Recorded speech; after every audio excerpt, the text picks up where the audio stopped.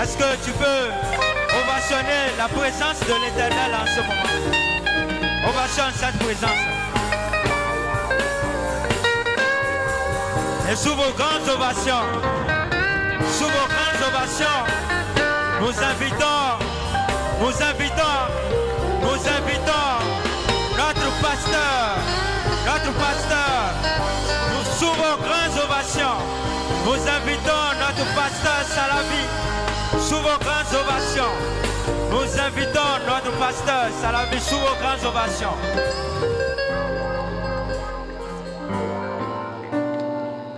Alléluia. Avant de t'asseoir, tu vas fermer tes yeux. Et tu vas rentrer en toi-même par le souffle de Dieu. Seigneur, je ne suis pas venu assister à un programme ce soir. Mais je suis venu rentrer dans ta présence.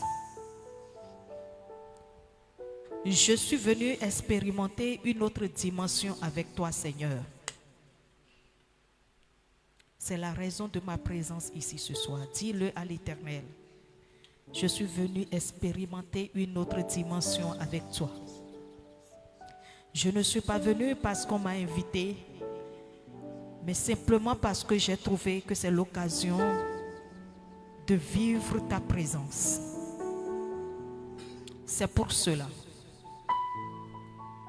que dans la toute puissance de ton nom, je me présente devant toi,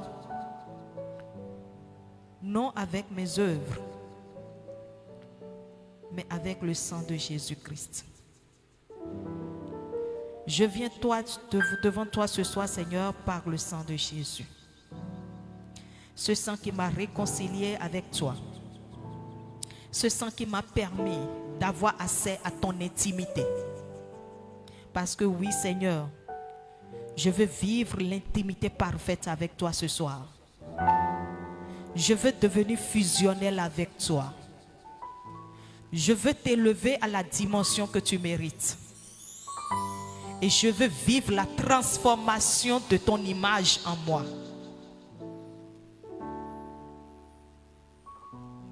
Merci d'utiliser toutes les activités de ce soir pour élever ma relation avec toi. Merci de m'accorder la concentration spirituelle. Merci de me couper du monde extérieur et de me faire entrer dans ton intimité. Reçois la gloire, Père, au nom de Jésus-Christ de Nazareth. Amen. Veuillez vous asseoir au nom de Jésus-Christ.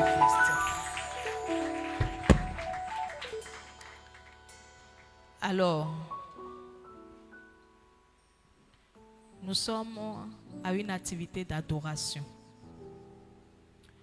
initiée par la jeunesse de l'EVD. Et ce qui est important, initié pour les jeunes. Vous savez, la tranche, la couche que le diable utilise beaucoup plus dans le monde aujourd'hui, c'est la couche juvénile. Parce qu'ils ont le sang frais. Et le diable se nourrit du sang. Ils ont le sang frais.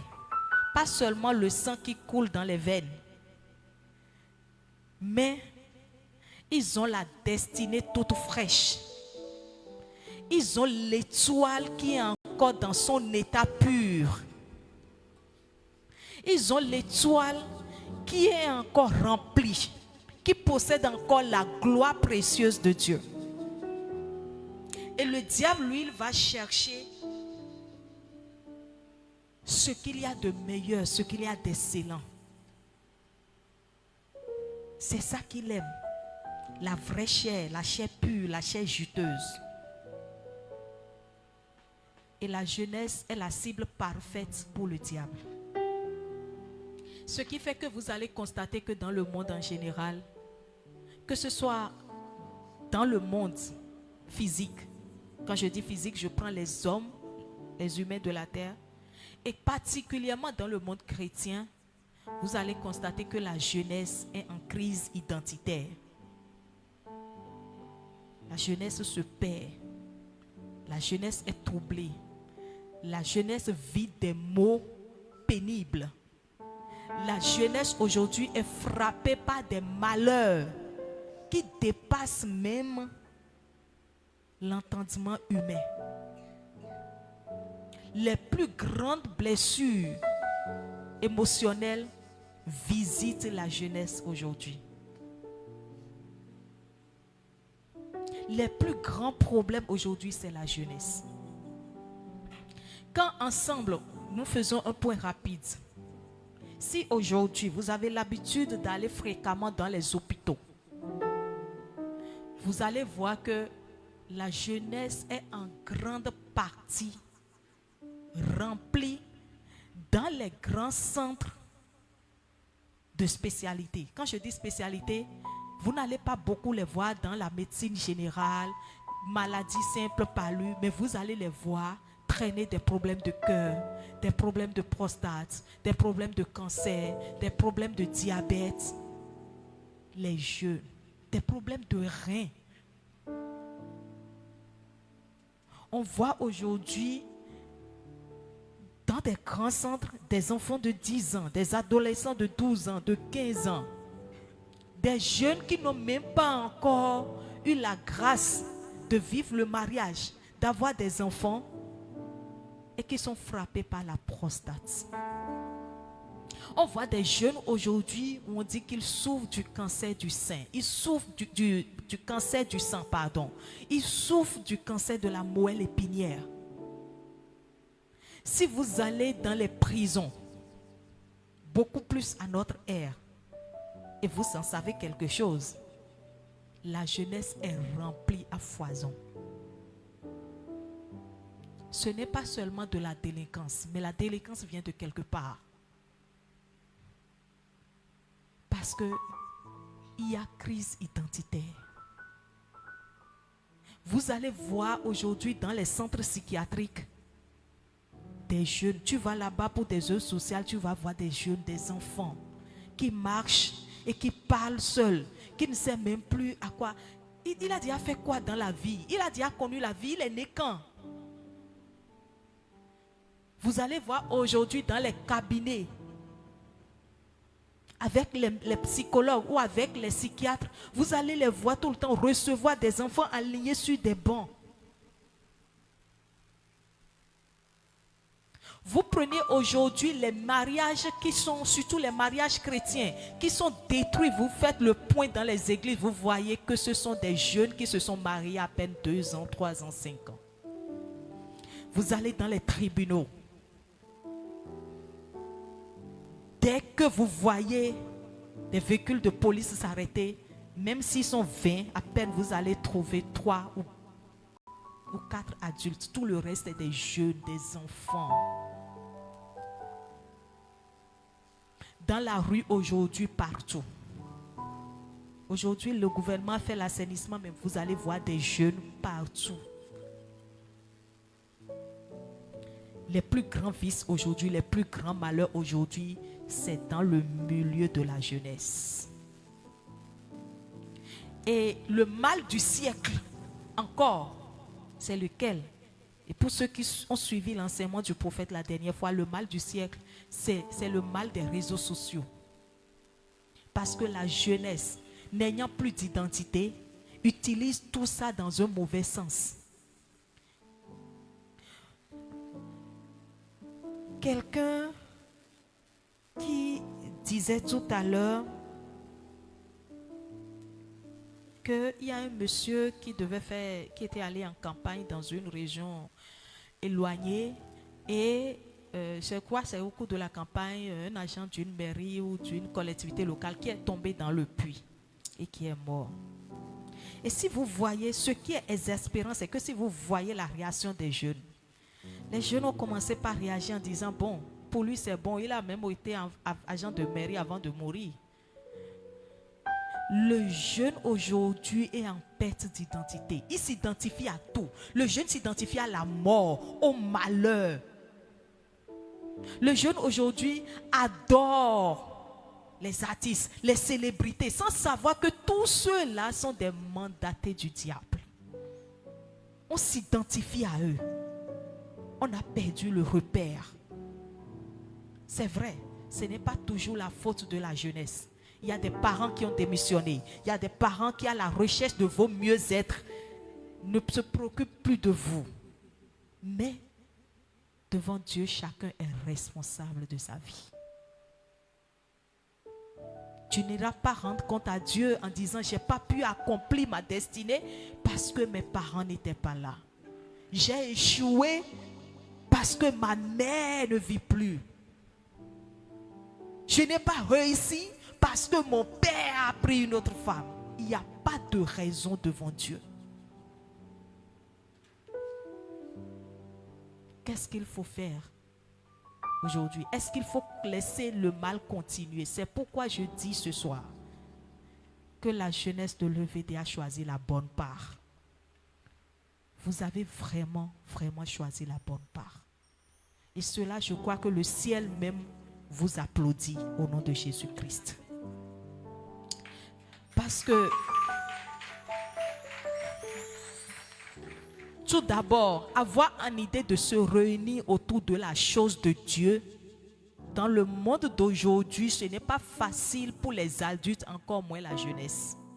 Et donc, avoir une idée de se réunir, d'avoir des initiatives, de s'asseoir, de penser, que ce soit seul, que ce soit en groupe, à se réunir autour d'un creuset qui élève Dieu, je vous assure, vous ne savez pas encore ce que vous avez commencé par semer. Deuxièmement, choisir l'adoration. Il n'y a pas meilleure porte d'entrer dans la destinée à part l'adoration. Il n'y a pas meilleure porte d'élévation à part l'adoration. C'est le commencement et la fin de tout. Et c'est ça qui va vous permettre de savoir qui vous êtes. Parce que, vous savez, quand vous regardez tout ce qui se passe aujourd'hui, vous êtes dans des écoles, dans des universités, dans des centres de formation. Certains parmi vous sont peut-être déjà dans le foyer. D'autres ont affaire à des familles, à des belles familles. Vous êtes au milieu des amis, des collègues. Mais tous les jours, il y a des mots qui frappent. Et quand vous voyez tout ça, vous analysez, tout le monde aujourd'hui est en train de courir. Courir pour vite réussir ma vie. Courir pour vite avoir de l'argent. Courir pour vite se marier. Courir pour vite se stabiliser quelque part. Courir pour vite avoir de maison. Courir pour vite avoir de voiture. La course partout. Et on est prêt à tout. Vous entendez avec regret la jeunesse dit aujourd'hui. Oh, c'est quoi? Ils ont dit d'aller faire ça là pour pouvoir mourir 2 ans après, 5 ans après. C'est pas grave. Mourir riche est mieux de mourir pauvre. Même si c'est pour vivre la richesse là 2 ans, je suis prêt. Même si c'est dans la blague, il déclare cela, mais c'est une prophétie. C'est une alliance implicite. Mais pourquoi en arriver là? Vous êtes au milieu des cousins, des frères, des cousines, des collègues. Vous savez comment les gens réfléchissent aujourd'hui? On est aux aguets, toujours en train de courir. Mais Dieu a dit 2 choses à travers Jésus-Christ. Il a dit à Marie, tu t'inquiètes trop. Tu cours trop. Pour peu de choses. Choisis la bonne part comme Matt. Assieds-toi dans ma présence. Oui, ce que tu veux faire, tu veux le faire pour moi. C'est moi que tu veux honorer. Tu es en train de courir pour me recevoir, pour me faire du bien. Mais tu t'inquiètes trop. Tu t'agites trop. Tu cours trop. Pardon, assieds-toi dans ma présence. Matt a choisi la bonne part. Parce que dans la présence de moi, Jésus-Christ, tout ce pourquoi tu es en train de courir, tu l'auras. Sans même te gêner. Et comment? C'est cela que je veux mettre dans la pratique avec vous aujourd'hui. Comment dans la présence de Dieu, Jésus me dit, tempo, calmos, assieds-toi, arrête de courir, sors du bruit, attends dans ma présence, reste assis avec moi. Parce que il est le roi à qui appartient toute chose. Il n'a pas besoin de courir pour avoir. Là où il est assis là, ça va venir. Là où il est tranquille là, ça va venir. Parce qu'il est roi. Et si moi je suis dans sa présence, est-ce que vous savez que dans les royaumes normalement, c'est pourquoi moi je trouve que c'est même la meilleure vie en fait. L'autocratie là, c'est meilleur. C'est Dieu même qui l'a institué en fait. Parce que le roi, s'il est vraiment roi, il est obligé de tout faire pour que ses sujets se portent bien. Parce que ses sujets s'identifient à lui. Quand on va dans le royaume, et on va dans le royaume d'Oyo, quand on voit tous ceux qui sont ressortissants d'Oyo, s'ils vont bien, on sait que le roi fait bien. On sait que le roi travaille bien. On sait que le roi est vraiment là et qu'il agit parce qu'il s'identifie à eux. Et c'est ce rôle que Jésus joue. La jeunesse court trop. La jeunesse s'inquiète trop. On réfléchit, on est au secondaire et on réfléchit déjà à comment on va avoir l'argent. Non, ce n'est pas maintenant. Ça va venir de gré ou de force.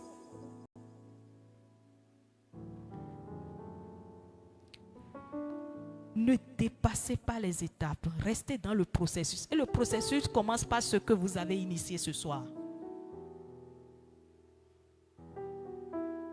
Vous savez, j'ai un ancien directeur à la retraite qui avait l'habitude de nous dire. Il dit, si tu forces les choses, si tu veux forcer les choses pour atteindre une étape, c'est comme un verre que tu as mis en main. Tu forces ça, ça va se briser, ça va se casser et tu ne pourras plus ramasser.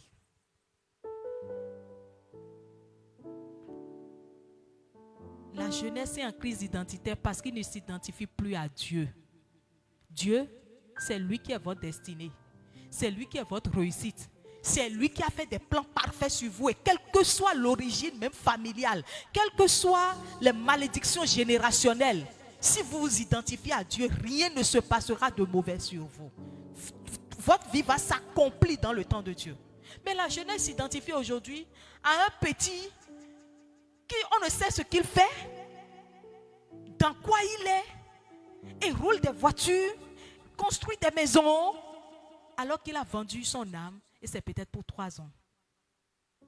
Mais on s'identifie à lui, c'est mon idole, c'est mon gars, je suis fan de lui. Oh non, c'est lui là, c'est lui, s'il est bien. Non, c'est ce que je veux lui ressembler. Tu prends son bonheur, tu prends son malheur. On s'identifie à des personnes qui n'ont même pas une longue vie. Le seul à qui on doit s'identifier, c'est Jésus. Et avant de pouvoir le faire, il faut rester dans sa présence. Dans la présence de Dieu, c'est quoi? Qu'est-ce que ça veut dire?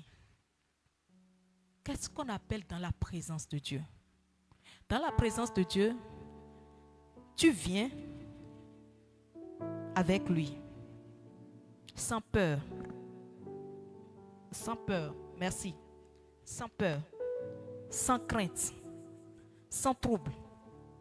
Quel que soit ce que tu as eu à faire dans ta vie, quel que soit ce que ton cœur te reproche là, laisse ça. C'est pourquoi d'entrée j'ai dit que si tu es venu par le sang de Jésus. C'est comme cette allée devant nous. Tu viens à Dieu, le sang de Jésus a traversé le chemin. Et quand tu montes, quand tu passes par le sang, plus rien ne te retient. Tu as accès libre à lui. Mais quand tu viens maintenant dans la présence de Dieu, comment tu fais? Tu ne viens pas pour lui présenter tes problèmes. Tu ne viens pas pour lui dire, Père, donne-moi ci, donne-moi ça. Mais tu viens pourquoi? Tu viens parce qu'il est Dieu. Et tu maintenant, à partir de ce moment, élèves les attributs de Dieu devant lui. Cela te permet déjà de reconnaître à qui tu as affaire et de savoir en même temps qui toi-même tu es. On s'identifie à des personnes, des gens que tu vois aujourd'hui qui sont en train de fleurir, alors que la destinée que toi-même tu as dépasse de ça de 1000. On ne peut même pas comparer la destinée que tu as là et qui va s'accomplir à ceux-là. On voit des gens s'identifier aux grands joueurs célèbres, aux grands artistes, alors que la destinée que tu as dépasse ça. Mais toi-même, tu te limites. Dieu te projette, tu te limites. Rester dans la présence de Dieu te permet, en élevant Dieu, en lui faisant des éloges, pas en lui disant Dieu, c'est toi qui donnes ci, c'est toi Dieu qui donne ça, parce que c'est toi qui fais ceci. Non, mais pas Dieu, tu es Dieu parce que tu es tel. Et quand tu dis cela à quelqu'un, comme on le faisait dans nos traditions avant, tu vas chez un roi, tu lui fais des éloges. Tu ne parles même pas encore de ce qui t'a amené. Non. C'est quand tu fais tout ça là maintenant qu'il dit, quand lui-même tu fais ça, il dit maintenant, ok, tu veux quoi? Parce qu'avant, il est content, son cœur est réjoui. Et donc, en ce moment, tu peux lui parler. Mais tu viens d'abord pour l'élever lui. Ce temps-là, ce n'est pas ton temps, c'est le temps de Dieu. C'est le temps de rester dans la présence de Dieu. Dieu a besoin de toi, Dieu te veut. C'est le temps de pénétrer l'intimité de Dieu. C'est le temps de dire à Dieu, je t'adore. Au lieu de vos je t'adore que vous dites aux copines, aux copains là. Hein? Oh, toi là, je t'adore trop. Oh, toi là, je suis. Oh, je t'adore là. Jusqu'à gémir dedans.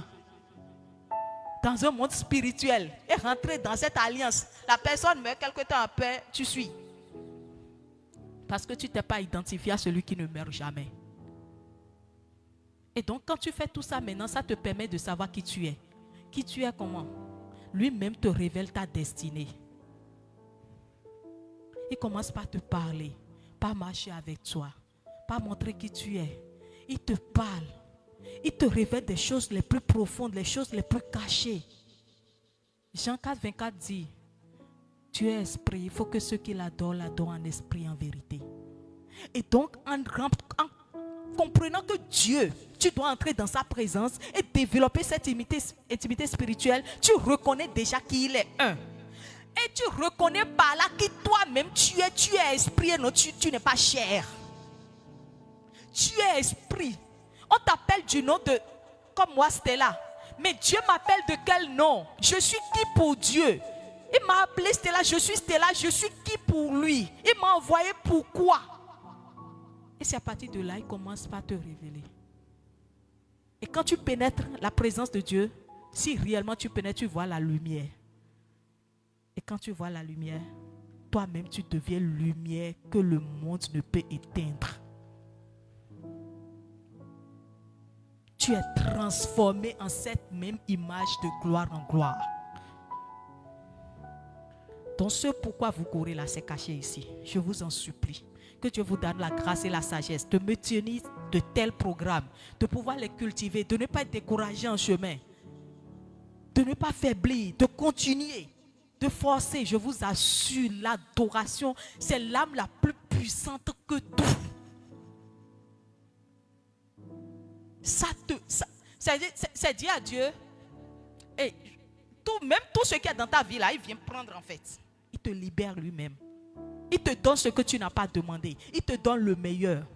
Celui qui sait rester dans la présence de Dieu. Il touche au Shekinah. Et tout le monde n'a pas l'autorisation de toucher au Shekinah. Seul le sacrificateur. Et quand tu touches au Shekinah, que tu veuilles ou pas, tu deviens un flambeau.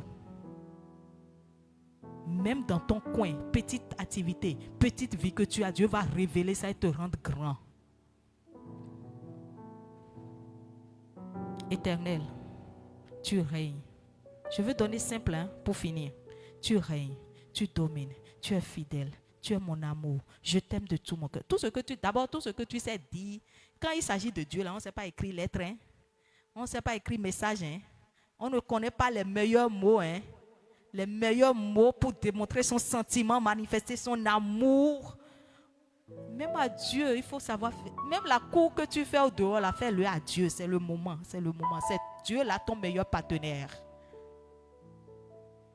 Et tu le lui dis, tu l'embrasses même s'il faut. Et tu restes concentré sur lui. Ce moment, nous laissons la chair pour entrer dans l'esprit. Traverser le deuxième ciel. Rentrer dans la gloire de Dieu. Et vivre désormais la gloire.